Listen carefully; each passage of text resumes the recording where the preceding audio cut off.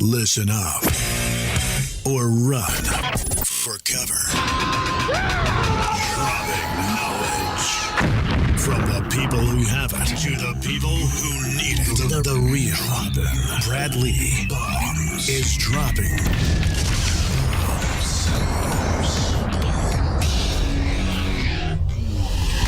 What it is. Brad Lee back again with another episode of Dropping Bombs. Today in the studio, I've got a guest all the way from Guadalajara.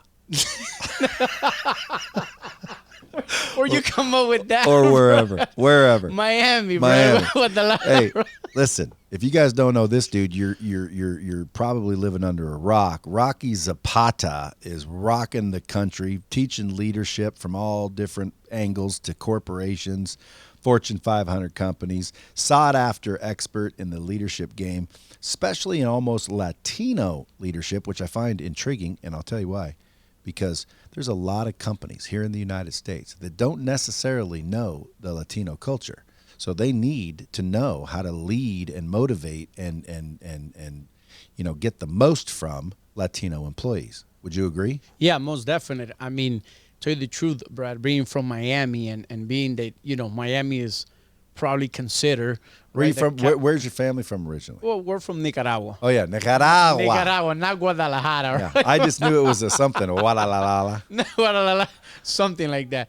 Being from Miami, Miami is considered as the capital of Latin America in the United States.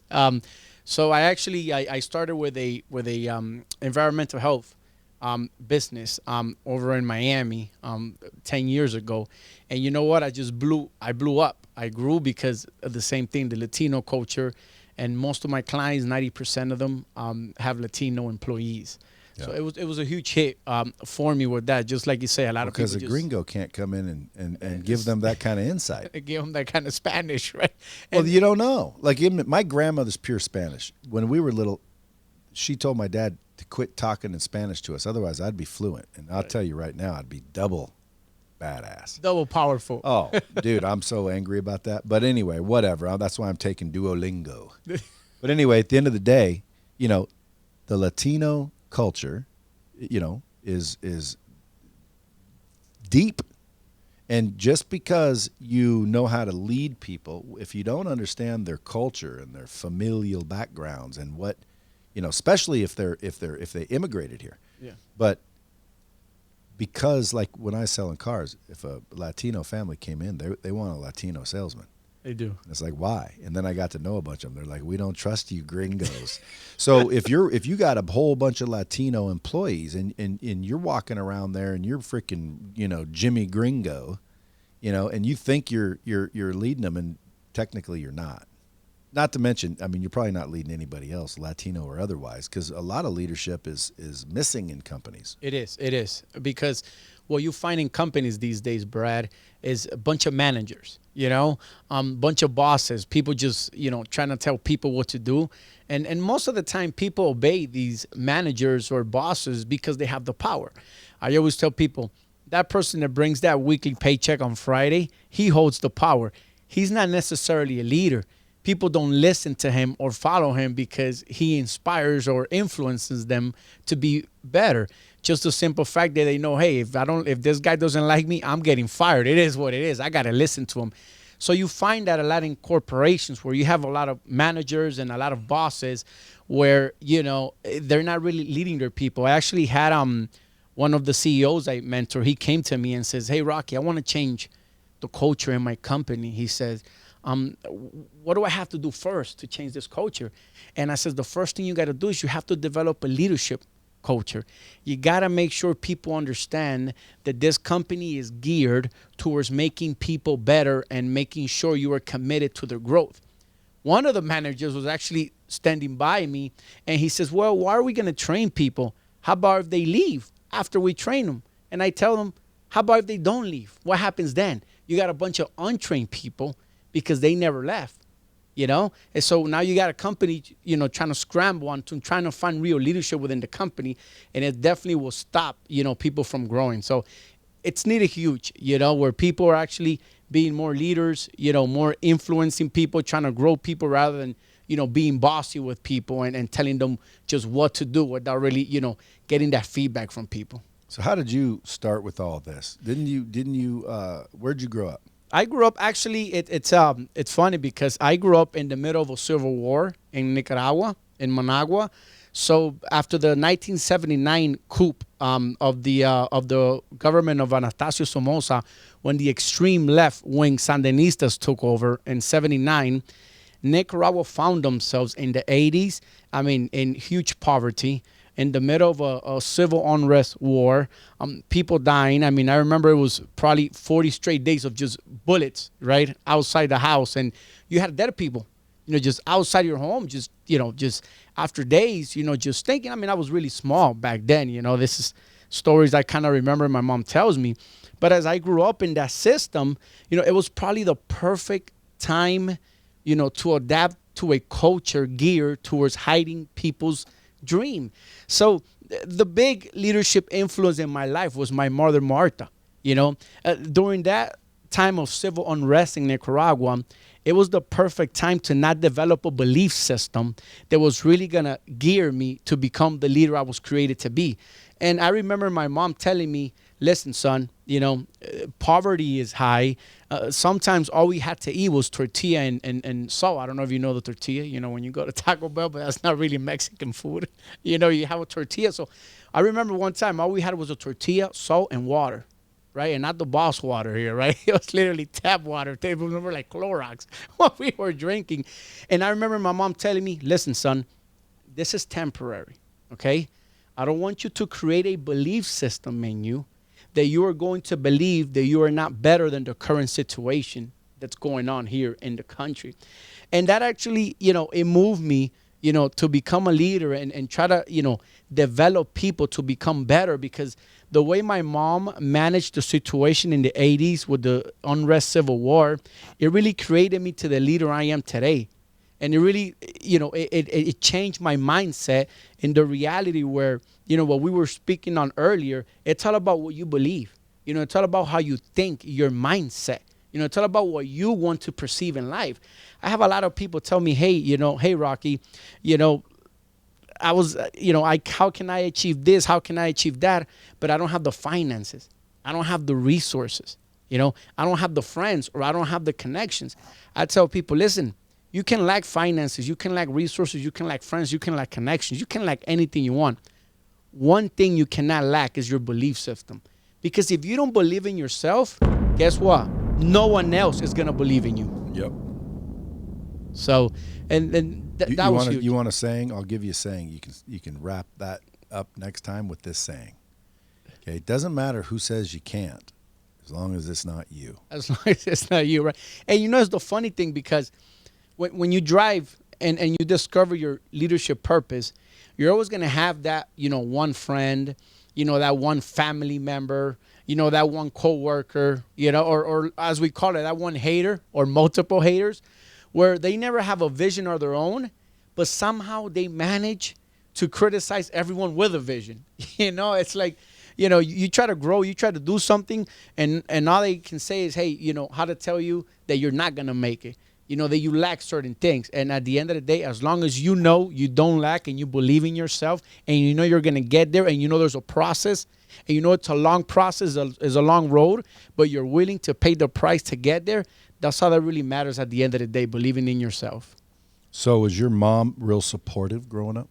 My mom was tough, Brad, right? I mean, my mom is 5'4". I used to call her the karate woman. Because, man, she can whoop some ass, right? I mean, and I'm an only child, by the way. So I got whooped for what I did, I got whooped for what my siblings did, which I had no siblings. I got whooped for what my dad did, which he was never around. But it was great growing up. Where was your dad? Somewhere. He was ¿Dónde? Somewhere. I no sé a dónde, pero estaba en algún lugar, right? So my mom was real supportive where, she raised me, to be tough as I am today.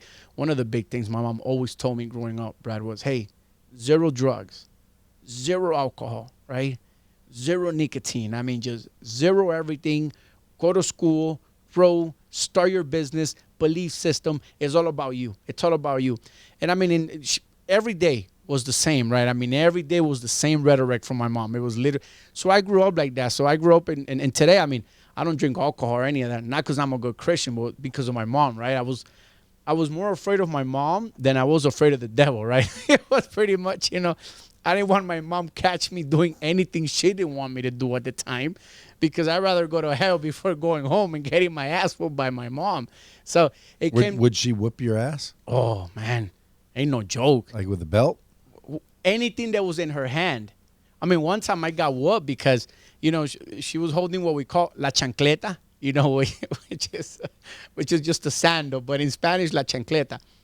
And I told her, Mom, you should have been a pitcher, because, I mean, she threw that chancleta, Brad, and I would run, I would duck, and the chancleta would literally duck with me. I would go on the floor, the chancleta would come until it hit me, And one day I told my mom, you should have been a pitcher. I mean, anything she had in her hand, I mean, it was coming my way.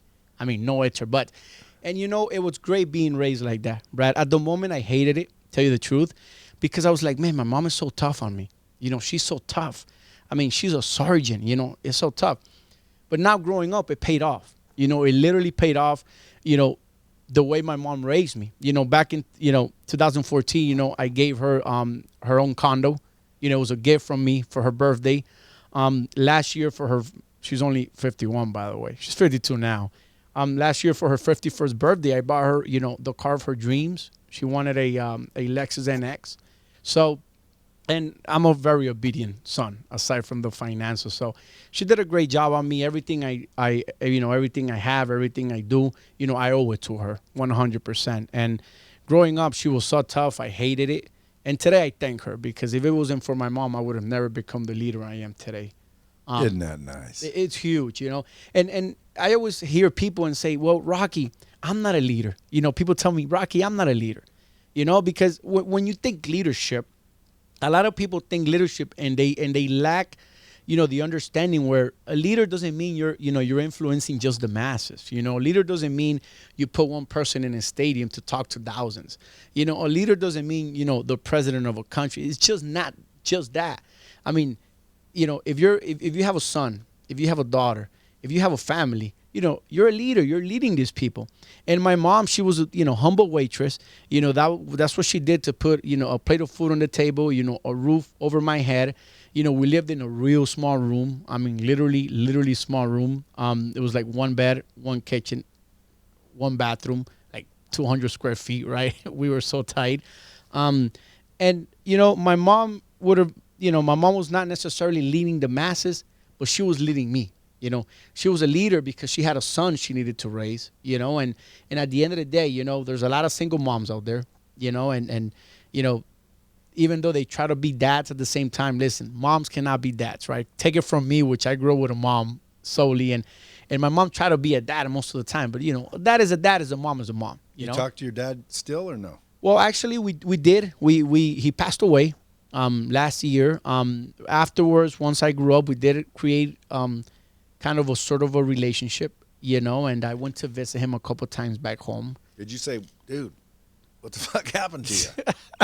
Well, you know what? He was always embarrassed. Tell you the truth, he never really wanted to. He never wanted to touch the subject.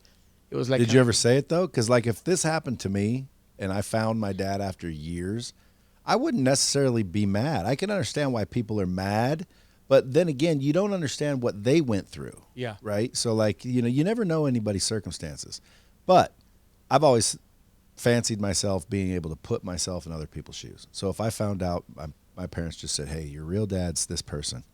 And I'd be like, damn, I didn't even know I had that dad. So I'd go over there. I wouldn't be mad at him. But first thing I'd be is like, what's up, dude? Like, dude, who are you? Like, what do you do? And I'd want to know what you do because obviously I got the genetics. Yeah. And then I'd go, bro, what happened? What happened? Like, what the fuck, dude? You just didn't give a shit I was around, or what happened? Well, the reality is, I mean, that always arises in you, right? I mean, you want to know who he is, what he does for a living. I mean, even how he looks like, right? Maybe to see if you guys, why he left. If you resemble. Like, what happened? Was it my mom? What happened? It was a culture thing back in Latin America, right? It was a culture thing.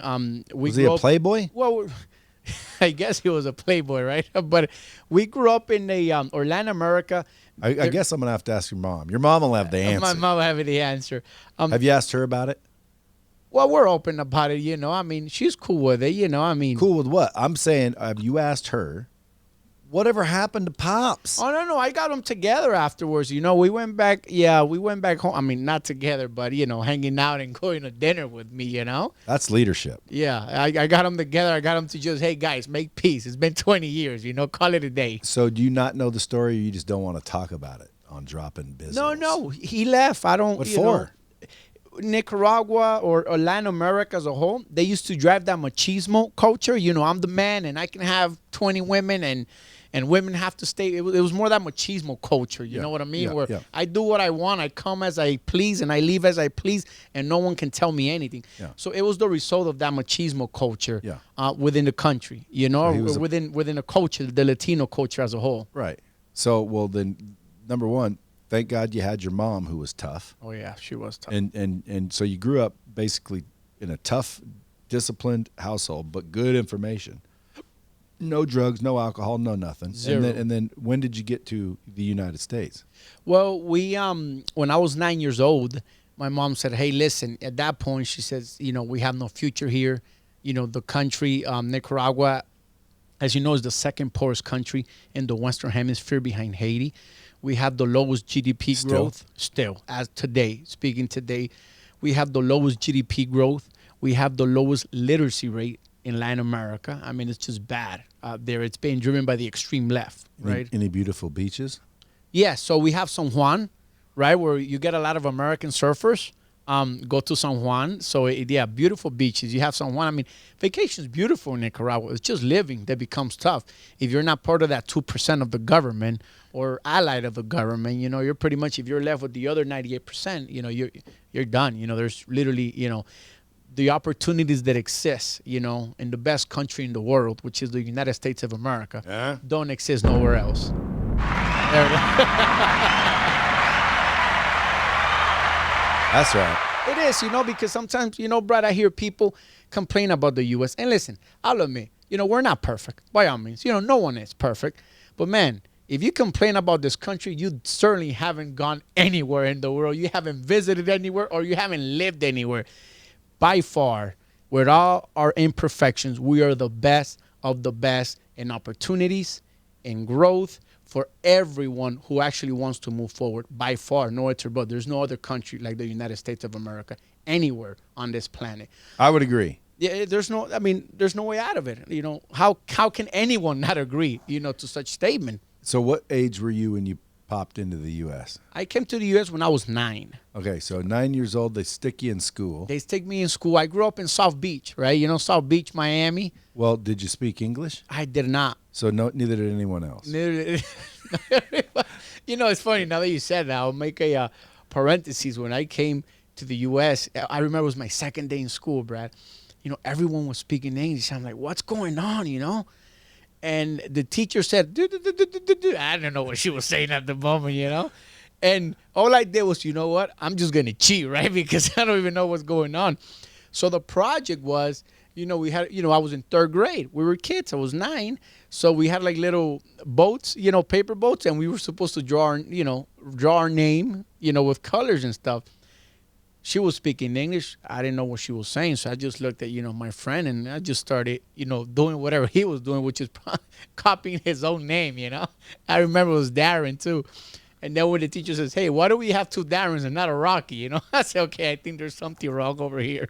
So I came here and, yeah, I was 9. And, you know, my mom, like I told you, she became, you know, she started, you know, doing waitress and you know, put food on the table, you know, roof in our head. And that's one of the reasons why I say this is the greatest country, because even my mom being a waitress, she was still able to provide. You know what I mean? Provide to me a good education, a plate of food every day on the table, and a decent roof, something that, you don't get in most Latin American Better than countries. tortilla and salt. Better than well, tortilla and salt tastes good as long as it's not the only thing you have to eat, right? I mean, it's like if you have an option where, you know what, I want to eat tortilla and salt, yeah, it tastes good. But if you open your fridge and that's all you have, no, it doesn't taste good. You know what I mean? It comes to that, It's like all you have is Ritz crackers. All you have is Ritz cracker. What do you do? Rather than I have a bunch of things, but I choose Ritz crackers. So I grew up in South Beach. I went to Feinberg Fisher Elementary, then went to Nautilus Middle School, and was raised there. I went over to Miami-Dade College, paid my own schooling. I graduated debt-free, went to FIU, also went to Knox Theological Seminary. I did, yes, I did. Because one of the things growing up with my mom was faith. Faith was huge for her. And she always, instilled in me where, every success I have, I should always, credit God for it. And I actually developed my own relationship with God and myself. So, she used to take me to church every day. Back then when I was a kid, Brad, church was literally Monday, Tuesday, Wednesday, Thursday, Friday, Saturday, Sunday. Monday, Tuesday, Wednesday, Thursday, Friday, Saturday, Sunday. I mean, now church is, on Sundays. Back then, it was literally every day. So I grew up, and then, one day, I got, fired from one job. Maybe I was in my early 20s. I got fired from a job.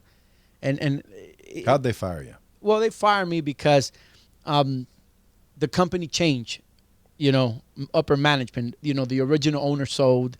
They change, management. And, usually when new management comes, they get rid of everyone and they bring their own people. And I was kind of distraught out of it because I'm like, you know what? After all these years I've given to the company, after everything I gave. And I said, you know what? I don't want to work for anybody else. I don't really want to work for anyone, I mean, you do everything right. You try to comply with everything. And the day they don't like you or the day your new manager don't like you, I mean, it's over. So from there, I said, you know what? I'm going to start my own business. I'm going to hit the entrepreneur road. I had a little bit of money. I'm just going to do it. I just don't want to work for anybody else ever again in my life. It is what it is. And that's when I started leading. I started teaching.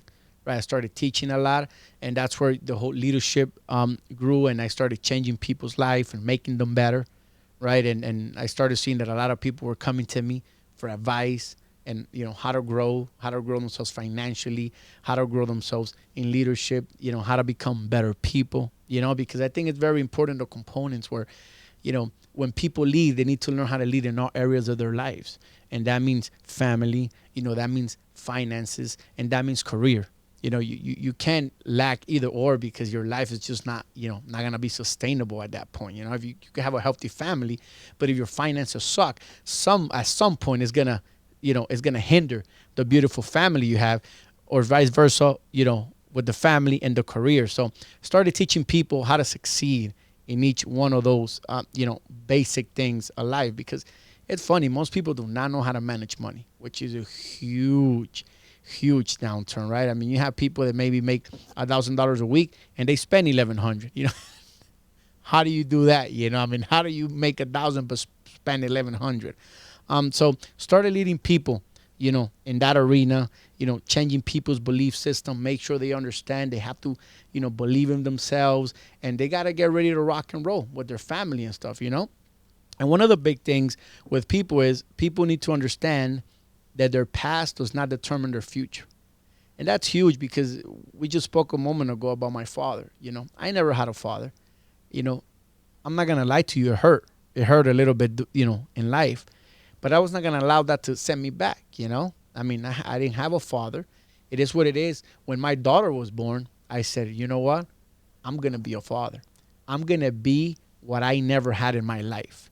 And I think that's where people have to start viewing themselves, where not victimize themselves because of something they lacked growing up.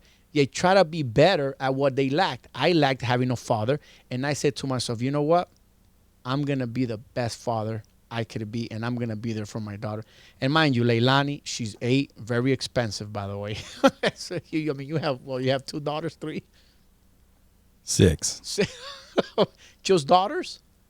2 boys, 4 girls. Oh boy, I don't know how you do it, Brad. I have one, and sometimes I feel like strangling her.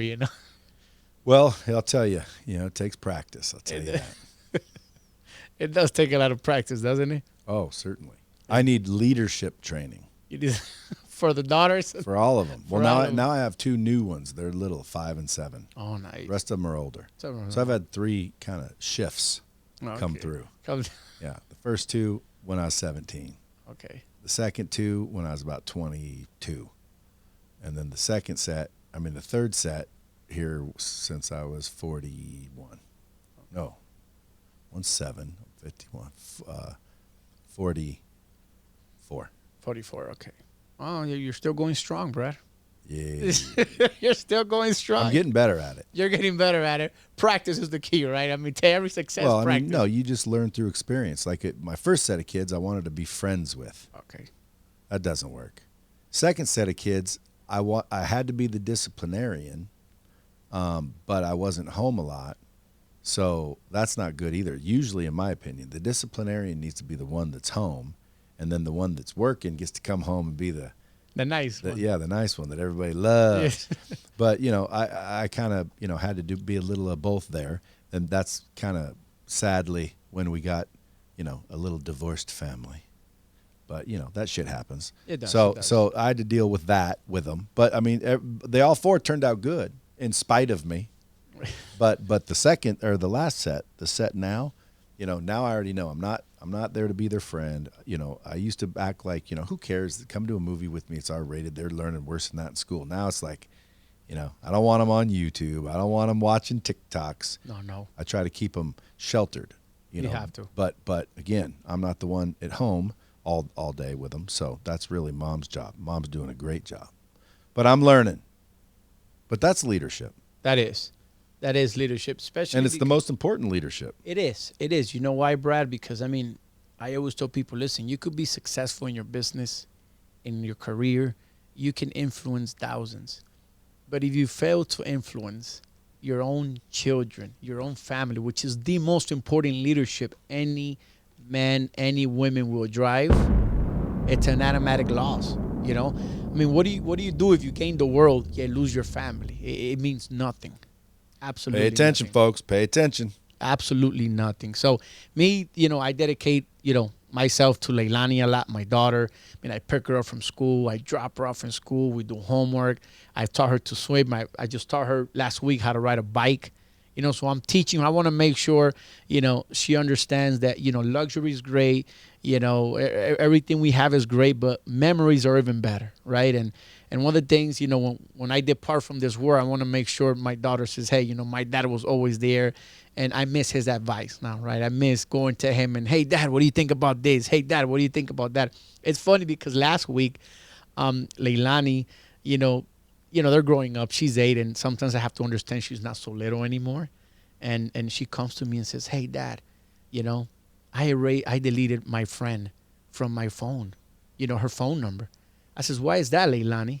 She says, well, Dad, because, she's selfish in class, and she always thinks she's the best, and she never wants to help anyone. So I told her we're not going to be friends anymore, and we're not friends anymore. And I'm hearing this, I'm like, how do I, I'm so good at coaching everybody. How do I respond to my 8-year-old daughter? She's telling me she's having her first conflict, at school. So I'm there all the time. I mean, I'm so involved in school. Now with the whole COVID, we're not allowed to go to school. But last year before COVID, I was so involved in school where some of the, staff would ask me if I worked at the school. It's like, dude, do you work here? I'm like, no, why? Because I used to go to school, pick up trash and volunteer and do car line, and those third graders are vicious, by the way, right? I mean, last year I had some braces, and I was at the lunchroom just, picking up trash, and you had these little third graders laughing at me. It's like, hey, you garbage man, it's you're so old with braces, you know what I mean? I'm like, yo, these kids are 9, they're bullying me, you know what I mean? So I tell them, hey, I'll meet you outside in the parking lot. Bring your dad with you too, So I'm so involved in Leilani's school, and everything that that just evolves around her.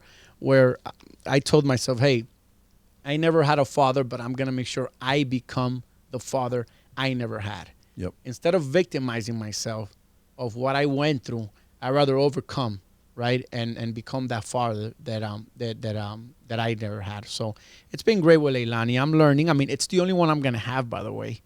You Why? know, huh? Why is that? It's tough raising a daughter as a single dad, Brad. To tell you the truth, it's very tough. I mean, secret between well, I don't think it's a secret. Where's her mother? because Her mother's there. We have 50%. Okay, good. Mother's a great mom, Because right? I was gonna say, wouldn't that be terrible? You were raised by a mother, no father, I and know, now your daughter's I raised know. by a father, no mother. No. So we literally have 50% shared custody. And you Which know, half do you take? which half do I take? So we, You get 50-50, right? well, we have. I get it. Time. We have every other weekend, and 2 days a week. So I'm here today because today's not my day. I'm picking her up tomorrow for Christmas. And this is in Miami? Or, This is Miami. yeah. Yes. This is in Miami. So it's 84 there, by the way, right? It is. It's very cold here, by the way. Yeah. I when I got here last night, it was like 38. Yeah, You know, I it's brought freezing. I brought my winter coat. You know, it was super freezing. So let me ask a question. I heard you wanted to be president or something like that. What does that mean? Well, I'm a president of my community association. Well, no, I actually back in Nicaragua, right? I mean, I have a foundation in Nicaragua, okay, and I never thought about politics. To tell you the truth, I think politics is that weird world, you know. But I've always been committed to helping back home in Nicaragua. So a lot of people have brought it up to me, you know, about a career run in the presidency in Nicaragua. But I'm just committed to helping people, right? I'm committed to helping people, leading people, helping people grow, right? I mean, that's my commitment in life. I want everyone else to do better than what they are today. Well, let's make a deal. If you end up running for president of Nicaragua and win, you got to do Dropping Bombs episode. As the president of Nicaragua. As the president of Nicaragua. That'd be cool where I could just be like, folks, I got a real treat for you. I get a real You guys might have remembered him a couple years ago. He was just a leadership expert running around the country. Now, he's the president of Nicaragua. I mean, you know. That'd be awesome, though, wouldn't It would be awesome. Especially if you went down there and fixed it.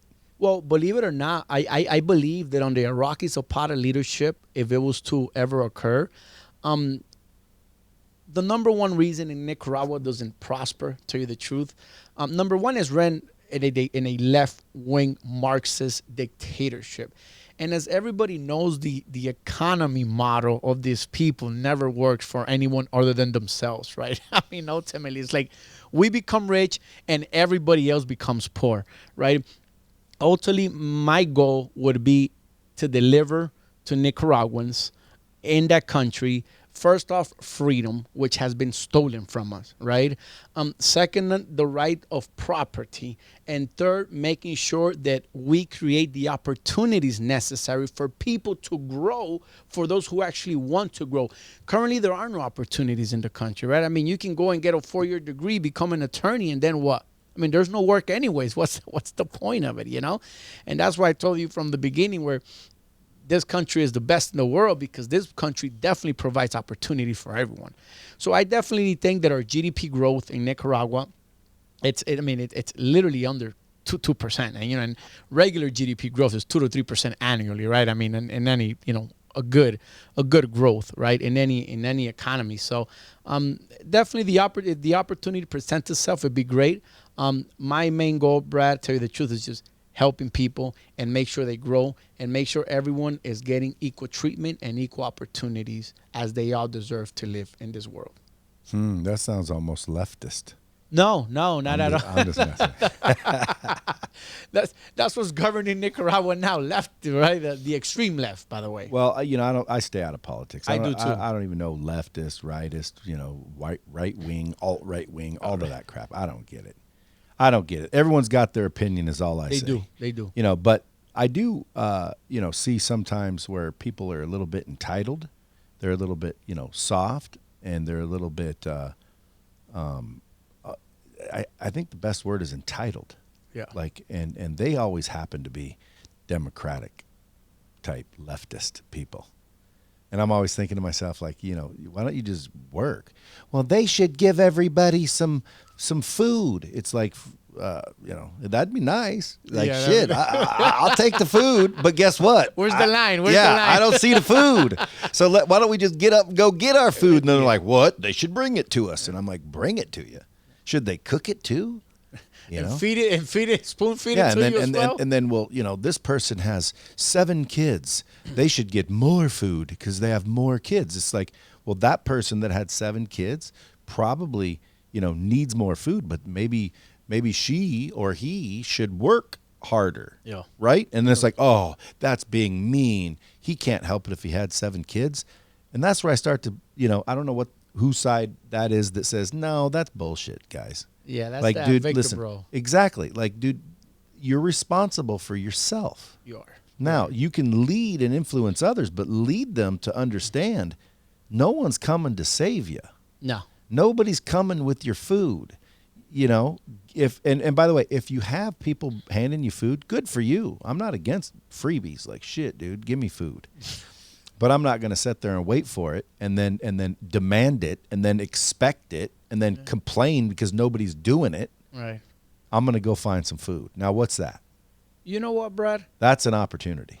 I always tell people that anything that's free holds no value. Okay. Anything you're handed free, anything, whatever it is, Well, I don't know about holds that. no value. Let's debate that. Let's debate that. Let's use one. Like, for example, my mom gave me love for free. Well, that's different. What do you mean? Come on, You said Brad. nothing.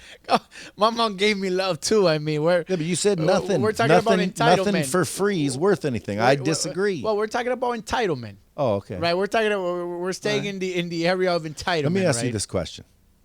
Would you rather take 3 years to earn 20 million or just get handed 100 million? No, I want to take 3 years to earn 20 million. Why? Because if I get handed 100 million, I don't know how to manage it How do you know? because it was given to me for free. So do you think you could learn by losing 20 million? Oh yeah, most definitely. Then you I've still lost got 80 I've- million. I've lost money in the past. Yeah, but right? then you'd still have 80 million. Why would you? I'm still trying to figure out why you'd take 20 over 100. I'll take 20 over 100 because you said I earned those 20 That's in 3 right. years That's rather right. than giving handed. I mean, But look- why look- if someone handed it to you, that would be a problem? Look at the stats, right? Go to the stats of people who win the lottery. But are you average? I'll never. Then be why look at average, the no. stats? Because let me tell you, because stats speak a lot for itself. Of everyone that wins the lotto, I mean, who wouldn't like to win the lotto, right? Let's be sincere. Yeah. I mean, right? You play a number, imagine, boom, Brad, boom, 360 million. You're happy. But people who win the lotto end up in more debt and more Have you ever misery. met anyone that won the I have lotto? never. Then I how just do you read, know I this? read up on it. Exactly. I read up on it, Could right? be I've never bullshit. met. It could be, Yeah, I've always heard that statistic. I don't buy it. you don't think Everyone so? that's ever won a lottery is broke and miserable. Bullshit.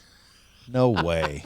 Well, No they're way. not broken miserable for the first, for the first couple years. I don't buy it. I don't buy it. If I won the lottery, it wouldn't ruin me. Period.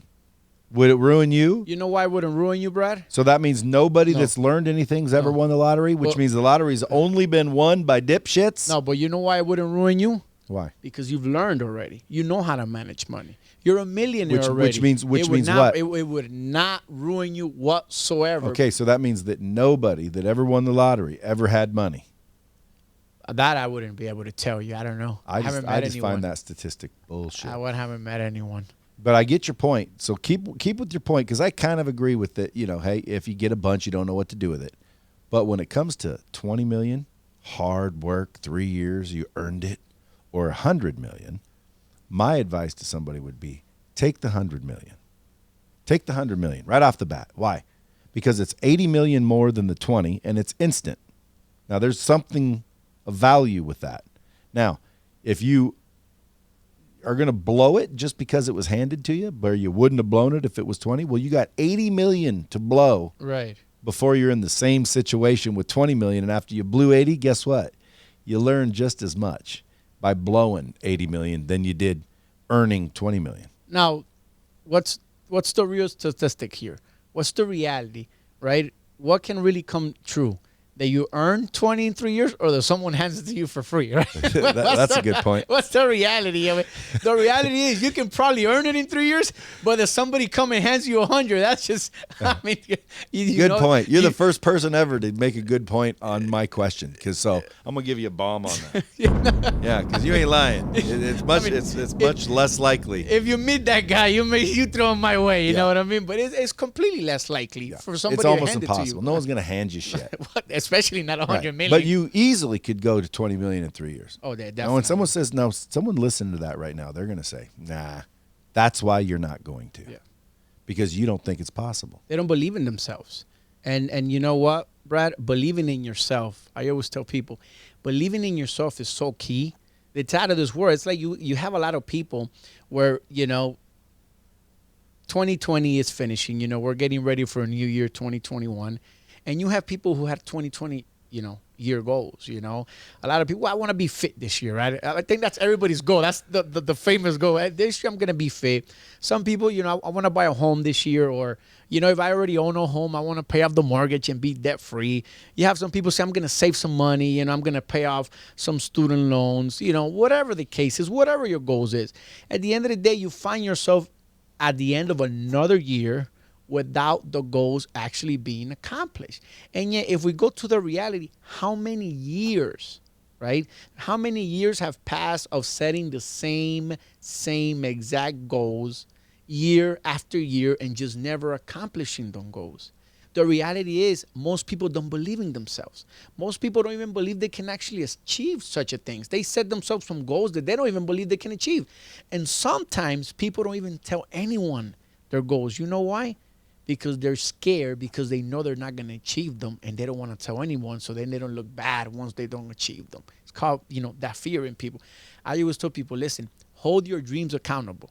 You want something this year? Tell everybody you want that. Tell everybody you're going after that. Hold yourself accountable, for your dreams, because people want this and want that and want this and want a bunch of things, but where's accountability behind everything, right? Where's the real accountability behind your dreams? And that's why you see people 1 year, 5 years, 10 years, and they just never accomplish anything. Yeah. You know what I mean? Sure. Because it's just, there's no accountability in their dreams. And they find themselves years after, they just throw goals and visions just to throw out there, but they mean nothing. Because the reality is they don't hold themselves accountable for everything they set themselves up for. It's hard. It is tough. Now, all these businesses that have you come in and kind of teach them leadership and teach their leadership so they can, grow their business. How does that look? Like, you show up and what do you do first? Well, so what we do is we show up, and our team pretty much does an analysis, of where the organization is at, whether they want us to teach, people, just the managers, how to lead, how to be better leaders, or they want us to, oversee, the finances, how to actually grow their finances. So we'll show up, and usually, overall, the businesses just wants to teach their managers, how to actually be real leaders instead of managers, So we'll show up and we'll do like a 3-day training of just teaching people what leadership is, what it means to actually help people, what it means to actually influence people, right? What it actually means to be able to grow people and set goals for people. One of the big important things in organizations that are missing is, and that's one of the things we advise them to do, is you got to set quarterly goals for everybody, right? Everyone has to set quarterly goals. One of the things we advise them to do is hey, you have each employee set themselves 2 goals, and then you as the leader set 1 goal for them. So there's 3 goals every quarter, and every employee has to meet those goals every quarter.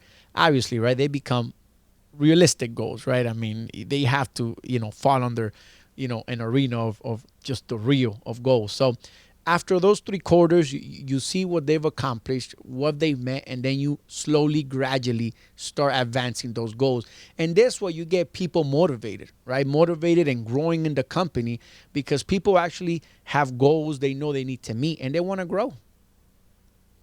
Now, you say set goals, then inspect goals, then grow the goals. What if you inspect them and they haven't met the ones they set before? Huge. So sometimes, and you'll have those situations, right, Brad, where people don't meet their goals. At that point, you have to analyze why they didn't meet the goal. I mean, one of the main reasons is, hey, maybe in the middle of the goal, we got overloaded with work, something else came up, and they were not able to be focused on the goal. So part of it is determining why that goal was not met, right? I mean, it's like you have people that tell you, hey, what do you want to do when you grow up, or what do you want to do 10 years from now? Oh, you know what? I want to own my own business and be a millionaire. Well, what are you doing now? What are you actually doing now to get to that level? I'm just home, eating French fries and drinking Coke. You're not doing anything to actually achieve or get to that level. So I think it's very important, whereas leaders, we have to set goals for our personnel. We have to make sure they're growing, because at the end of the day, life is about growth. And the moment we stop growing is the moment we stop gradually and slowly dying down. Okay, and that's why you see a lot of people, they enter a depression stage. They don't want to live stage. Their life sucks. It's boring. What else to do in life? Because they came to a point of where they just stopped growing altogether. And as a leader, you have to understand that your main goal, and I think everybody knows this because we've heard it, right? Leadership is influence. Influence is leadership. But, in Rocky Zapata's own terms, right? Leadership is self-sacrificing. Leadership is all about making someone else better than you. And that should be the main goal, making sure, your people are, getting the study they need to get, the education they need to get, the support they need to get, the mentoring they need to get, the coaching they need to get, where they are growing and they need to keep growing. Every human being has to have goals set for themselves, and they have to keep on top of the goals, and they have to keep growing and growing and growing. Every day, Brad, and you know this, every day is a new day to learn something new. Every day, either you got to read a book, you got to listen to, the podcast, you got to do something every day. In the mornings, I advise people in the morning, you get up and the first thing you got to do is, get up half an hour before, read something, listen to something productive, right? I mean, you got to get that, your mindset going for the day, and you have to grow every day. It's very important. The moment you stop growing, it's the moment you start dying. Now, that sounds a lot like servant leadership. Yes. What's the difference between most leadership styles and which one's better? Well, I mean, and tell you the truth, Brad, leadership has, I mean, I was on my flight coming here, and the person next to me, they asked, hey, are leaderships born? Are leaders born, or are leaders made, And that's always a question everyone has. Because, ultimately, I mean, we can't hide it, right? Some people are natural gifted, right? I mean, you get people that are just natural gifted leaders, no doubt about it. And then you have other people that actually develop themselves, right, to become those leaders that they need to be. Ultimately, every leader, right? Ultimately, every leader, whether they were born or whether they were made, they have to sharpen their skills and they have to get better. Because one of the things is, when I'm going to stop learning leadership, Brad? The day I die. I never stop learning leadership, and people should never stop learning leadership, because every day is a new day to learn. The best leadership you can find out there, it is the servant leadership. I mean, part of leadership is serving people, right? I mean, making sure people are taken care of, making sure, people are happy to a certain degree, because you can't make everybody happy, right? I mean, I remember when I started my leadership walk, you know what I said to myself, Brad? I said, Rocky, you're going to be such a great leader. Everyone, and I mean everyone's gonna love you. Guess what? I learned fairly quickly.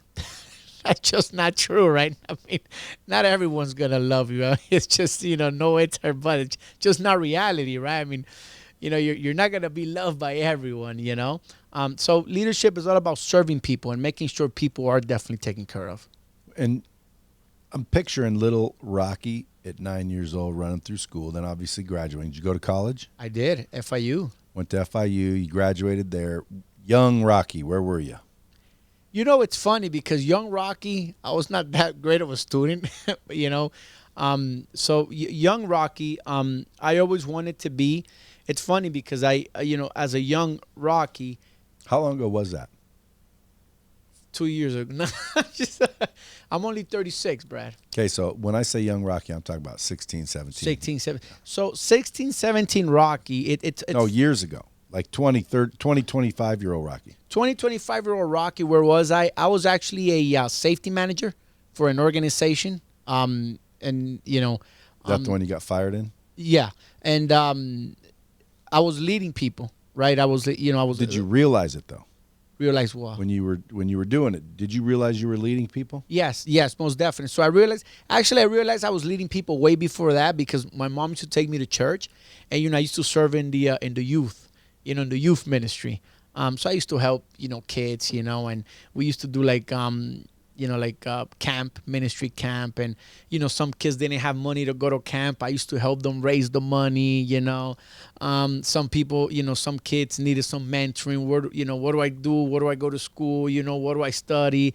So even before that, back when my mom used to take me to church and I used to be in the ministry with my mom, it was always about leading people and making sure they understood their true purpose in life.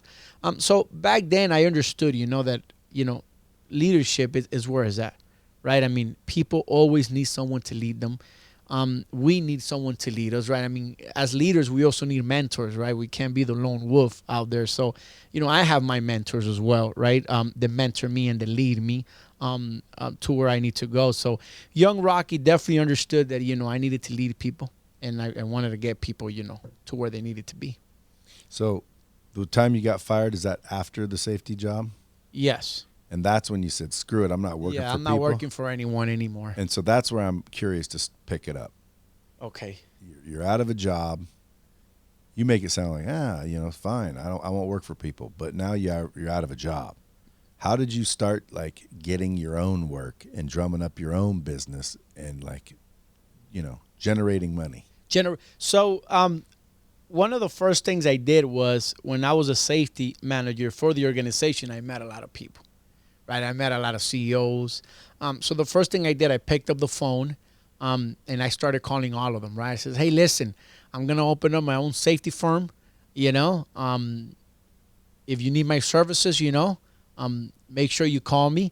So I started calling everybody, and for the first couple of months, it was very low. Hardly anyone called me, but then it started picking up. And I'm not gonna sit here, right, and tell you, hey, I was in the basement, eating a mustard sandwich and things were tough, I mean, where did it blow up? Where did the bomb, drop? Tell you the truth, Brad, I don't know. I started calling everyone. I started teaching. I started doing consulting. And, little did I know, everyone started calling me and boom, we grew. So what's the secret formula? Tell you the truth, I think my secret formula was being bilingual. I think everyone started calling me because 90% of their employees were Latino and they needed a Latino guy. And I think that was my huge break, tell you the truth. Your advantage. My huge advantage over my competitors. See, most people say, because I've talked to a lot of Latinos that say, being Latino is a disadvantage. Oh, no, not at all. It's a huge advantage. It's been a huge advantage for me. I mean, my competitors that speak no Spanish, they wouldn't get the work I get. They wouldn't get the work I get because, usually these employers, they want somebody that connects with people, and to connect with people, you got to speak their language. Tenés que hablar su lenguaje. And then you can, definitely connect with people. That's sales right there, bro. It is. You got to connect with people. Well, that's sales. A lot is. of people say, sales is this process and that process. It's like, sales is speaking someone's language. You have to speak their language. Now, you had to be a good salesman because basically you said you got fired. You said, screw it, I'll just start my own shit. You called these people, and there had to be a relationship there. So how important are relationships? Relationships are huge, right? I mean, relationship is everything. We can, even hit it that route, Brad. Starting from our relationship at home, to a healthy relationship, and always keeping that relationship in the business world.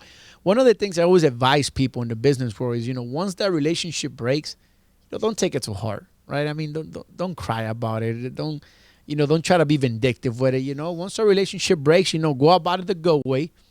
Thank the people for the time you did business, and you go about it that way, they'll call you again. I guarantee you they'll call you again. Because most people, they can't take the heartbreak. I mean, it happens. I mean, you service people for a certain amount of time, either they go out of business or they find somebody cheap, whatever the case might be, right? I mean, listen, take it like a champ. Thank them for the years they actually, gave you business, and give them a call once a year, making sure that, make sure, hey, make sure you're okay. And I guarantee you they're going to call you back. Eventually. No way they have to. Especially because you're just a nice person. Well, you or me?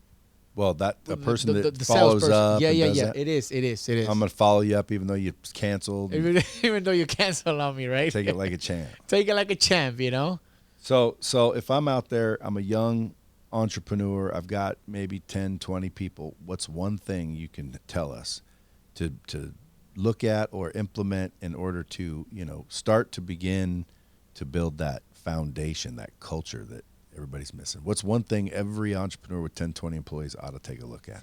The first thing they have to do is, I would advise them, is trust. Okay? And I would explain why. One of the things where I failed in the past, Brad, I thought no one did things like me. And the reality is, yeah, no one did things like me, right? Because I'm Rocky, and everyone is their own person.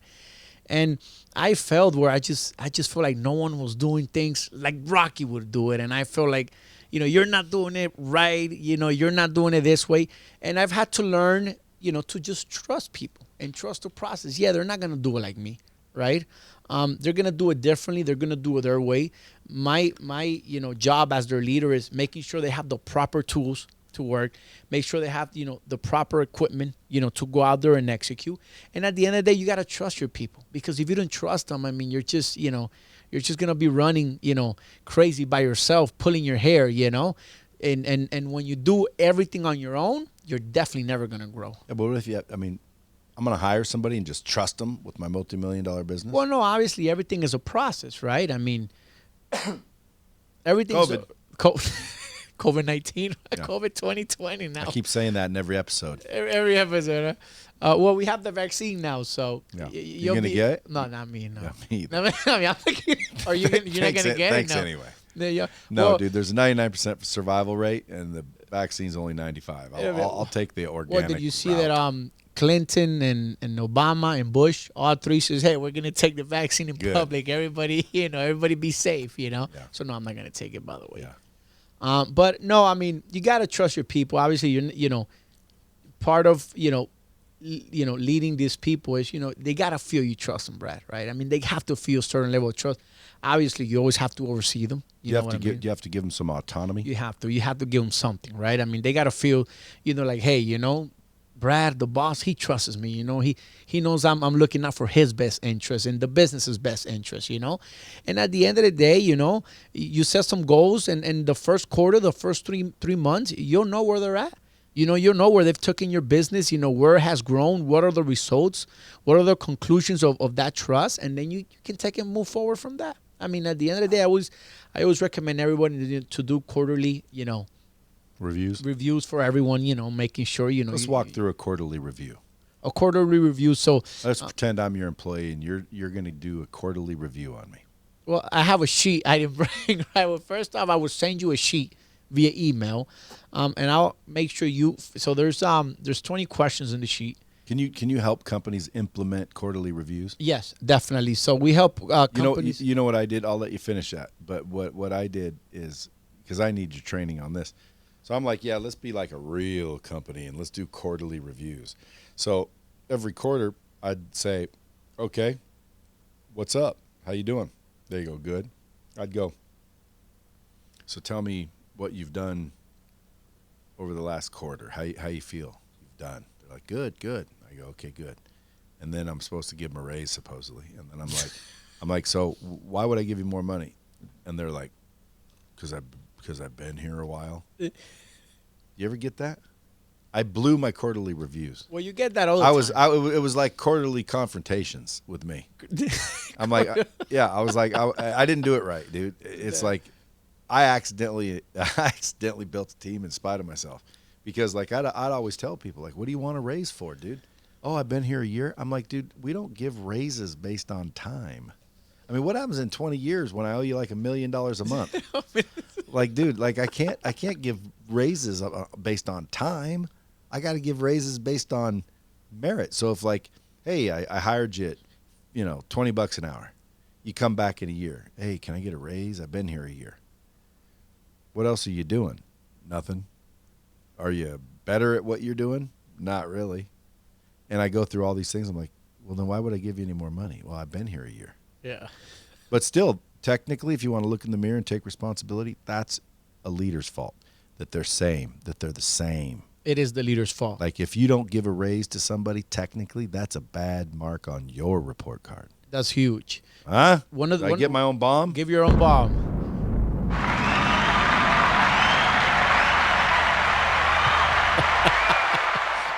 That was a real long bomb.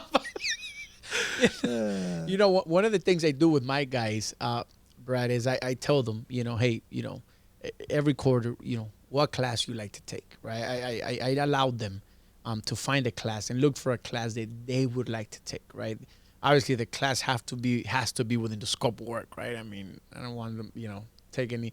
So I tell them, hey, what class you want to take, within your scope of work that you think is gonna, make you a better, executor at your job. And I allow them to pick a class, and I send them to that class. And once they're back to, back from that class, I'll just have a chat with them and see, how things went and how do they feel that class actually, make that force, for their tools to keep, doing their work. So I make sure my guys always keep, educated and taking classes and keep up to date, especially in my line of business.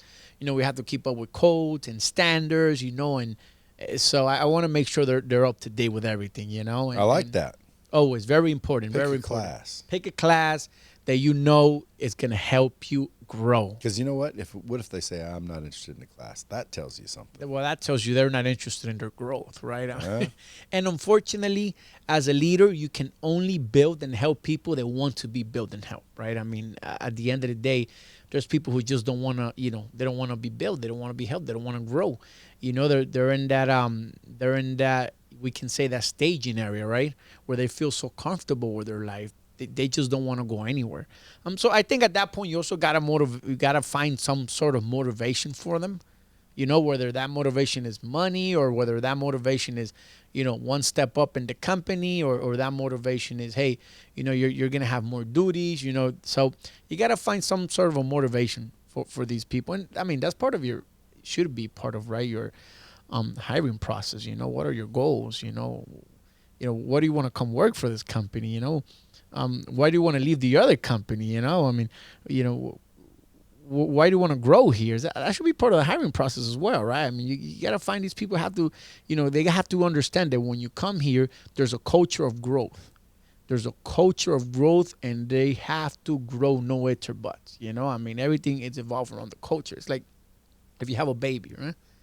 And the baby starts growing, it all depends what culture you put in them. You know what I mean? When they get 15, if you didn't teach them at 3 years old, you can't expect to teach them at 15 anymore.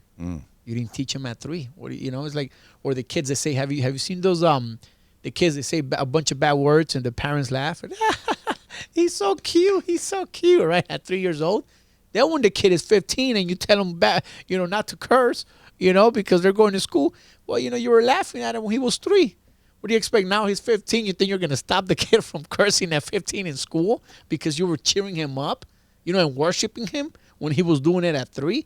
So people got to understand, once they come in, part of it is, hey, listen, there's a growth culture here, right? And everybody needs to grow, right? We're a company where no one is mediocre here. So if you're going to come here, you understand that growth is number one priority. I want you to grow as a person. I want you to grow as a professional. So that is our goal here. Everyone needs to grow. No ifs or buts. That's a policy everyone should employ. They should. So you have a virtual training system that teaches people leadership. I do, yes. Is that for managers at organizations, individuals? It is for managers, individuals. So pretty much we have that virtual teaching. So we teach people, how to discover, right, the leadership within. One of the things we found in people is a lot of people don't even know their purpose. I'll speak to people, and you have people, asking, hey, why am I on earth? What's the reason? What's the reason of living? Why am I here? So part of it, we teach people, to discover that leadership they carry within, discover that purpose, because everyone has a purpose in life. But that's all on demand, isn't it? That is. They don't have to wait for you to schedule a thing. No, that's on demand. So they can go in my website, right? RockyZapata.org. RockyZapata.org. Yes. And Zapata, Zapata.org. Hey, and by the way, the reason I'm asking you that is because there's a lot of people going, dude, I want to talk to this dude. Well, folks, this guy gets busy. You can reach out to him at Rocky Zapata. Hit him in the DMs on IG. You can go to RockyZapata.org and look him up through the contact and what have you. But if he's busy and you're in an emergency and you're like serious and you want to get freaking busy learning, regardless whether you're existing manager or want to be one, you have leadership on demand, basically. Yeah. So people can go in there, 3 a.m., sometimes you wake up at 3 a.m. What do I do? Hey, go in there, right? Leadership on demand, start learning, right? I always tell people, if you want to get good at something, you have to spend a minimum of 1 hour a day doing it. You have to, right? You have to. Me with leadership, I dedicate 1 hour a day just on leadership, right? Looking at my mentors and reading up and hearing podcasts, right? Because I need to get better as a leader every day, because for me to grow people, I have to grow myself, right? I can't lead people if I'm not growing myself. So I always tell people, it's 3 a.m., it's on demand, go on the website, start learning. There's also a tab that you can take some notes, and you can go back and pick up where you left off if your wife wakes up at 3:30 a.m. and tells you to go back to bed. So it's great tools there, right? So we'll teach people how to discover the leadership within them. We'll teach people how to, drive the correct mindset to actually achieve the goals, right? Having the right mindset to actually execute everything you want to execute. So we have a huge library there of on-demand videos that I would love everyone to go in there and rock and roll with them. Well, it's not just on-demand videos. It's you. It's me. That's how you need to present it. It's the Rocky. See, I got to work with you on how you present that.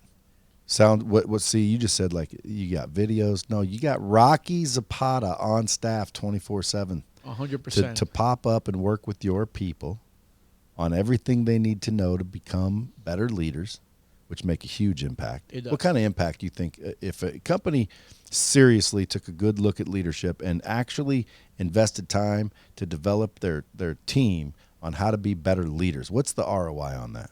Well, I mean, we have testimonials, Brad, come back, right? I mean, you have people say, hey, listen, after I took your leadership training, Rocky, I mean, my life has changed. I see things in a different perspective.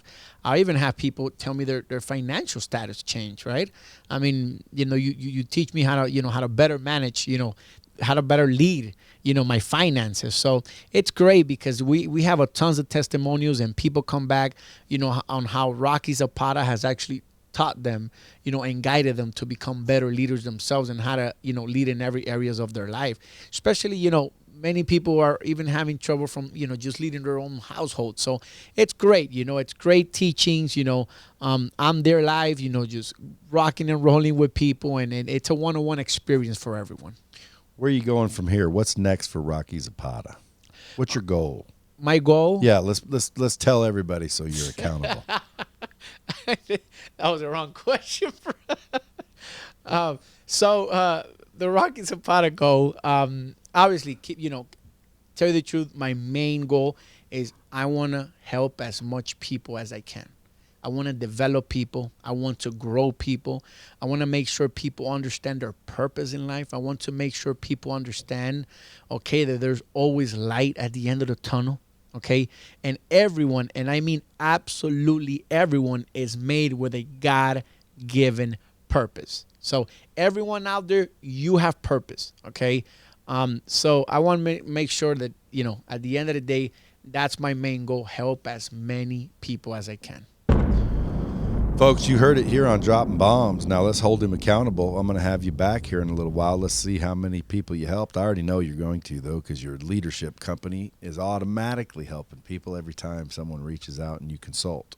Yes. But do you have a podcast? Anything going on? Book? So we'll have our book come next year. So we'll have our first book on leadership. I'll come back here and come back promote here. it We'll with- sell some yeah, copies. We'll sell some copies. So I'm preparing my first book and how to teach people, how to definitely become that leader, they have been created to be. So it's great. I'm in love with this topic, right, Brad? I mean, I'm in love with just helping people and making sure people understand, that they have potential. They seriously have potential. They have something in them that they can actually grow and grow into that person that they have been created to be.